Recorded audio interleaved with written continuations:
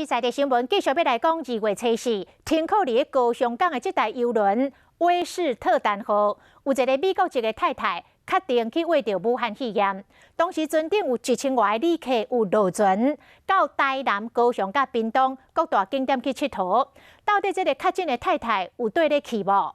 台南市政府为着要安民众的心，率先来发出讲，这个确诊的病例无去过台南，请台南的乡亲都安心。也毋过，这个落船的地点高雄市，甲主管单位，包括疾管处、移民署、甲卫生局，也是对外来表示讲，无法度掌握到确诊病患的行踪，也就是讲，这个高雄甲台南两个县市的防疫的资讯有真大的出入。画面内，这只威斯特丹号邮轮2月初4停靠伫高雄港，离开了后，煞标出船顶有一名美国籍混龄人确诊感染武汉肺炎。目前移民所会当提供的资讯，就是总共1453名旅客落船，期间有来到台南、高雄、屏东各大景点。不过关键的确诊病例是毋是有伫名单内，移民署也无法度公布。确诊个案在2月4号的这一段停留高雄港的期间，到底有没有到相关的景点去玩？其实目前的资料是还没有办法掌握到。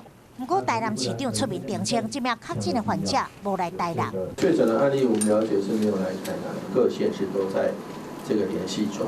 那所以说，我们只能说他没有来这里，我们不能说他去了哪里。面对这款的讲法，高雄也无法度掌握。台南算会当先互市民甲游客安心。两市防疫资讯是不是出现无同的讲法？目前为止还没有接获中央这边中央流行疫情指挥中心给我们任何有关于这位确诊个案的讯息，包含他在2月4号当天是不是有下船。移民署对这个美籍妇人的身份也是尚待确定啊。确诊病例是毋是有落船？去什么所在？即嘛是高雄人上关心的话题。毕竟若是会当提早预防，或者是事后会当弥补消毒，大家嘛较安心。